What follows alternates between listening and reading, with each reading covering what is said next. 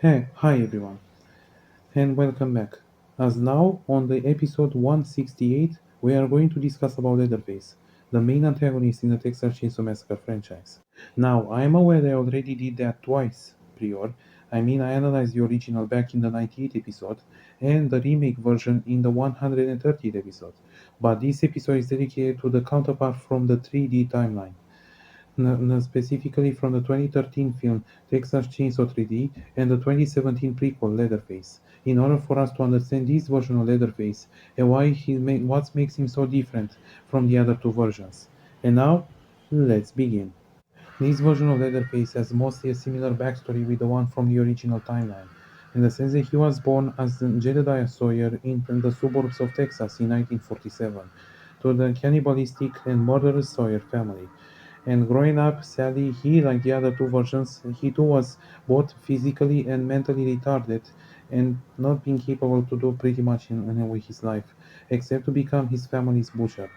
But in this timeline, things had been different as he was also a patient at the Gorman House Youth Reformatory, where he was sadly hospitalized out there to do his antisocial tendencies. And upon getting out, he has become a butcher and a serial killer, as he helped his family to kill others in order to survive. And by 1974, the events of the original film still happen, when he killed a group of teenagers. But in this alternate timeline, the sheriff officially came with an angry mob in order to demand Leatherface to surrender. And sadly, things have escalated, which led to the house being set on fire and a big part of the family being murdered, except for Leatherface and for other members of the family who managed to survive and to escape. However, Leatherface managed to escape and went into hiding into another house in which his family has owned. And besides him, another Sawyer managed to survive, a little infant girl that was found and adopted by the Millers, and she was raised under the name of Heather Miller. And roughly 20 years later, now by the 1990s, Leatherface is still pretty much alive in the basement of another house, and he goes sometimes out in order to kill others in order to survive. Meanwhile, Heather Miller apparently received a letter from her currently deceased biological grandmother, Verna Carson, in which she left the house towards her name. And so Heather came in with her friends, and they pretty much became sadly victims of Leatherface. But things changed when Leatherface and Heather realized that they are related to each other and they are cousins, as well as the revelation that Heather's own boyfriend has cheated on her with her own best friend, and thus causing Heather to pretty much turn on her on her ex boyfriend and ex best friend, and to team up with Leatherface as well as trying to save him. And now, before we continue, we need to stop and ask: Is this Leatherface evil?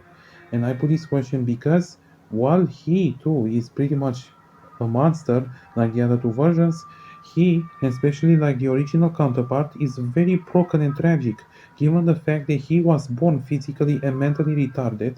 He is incapable to fully understand or comprehend the morality of his choices, and pretty much he doesn't really have that much of a choice to many degrees, given the fact that he was forced by his family. And and while the remake timeline had more intelligence and was more sadistic, this Leatherface, like the original, is a broken child and a broken man overall. They is treated like a beaten dog by his own family. Not to mention that he truly loved his cousin Heather, and she grew to love him too, and they both saved one another. And in the end, the answer is still pretty much yes. He is evil, but he's definitely a tragic kind of evil. And in the end, now Heather officially took vengeance on her ex. She saved Leatherface, and they both pretty much saved one another. And now they pretty much take care of each other, and they brought the family back together. So in the end, who is the 3D Leatherface? He's nothing more but a simple man who grown up into one of the worst genetic lotteries in history. A man grown up retarded, deformed, and into a cannibalistic, murderous family that shaped him into a monster.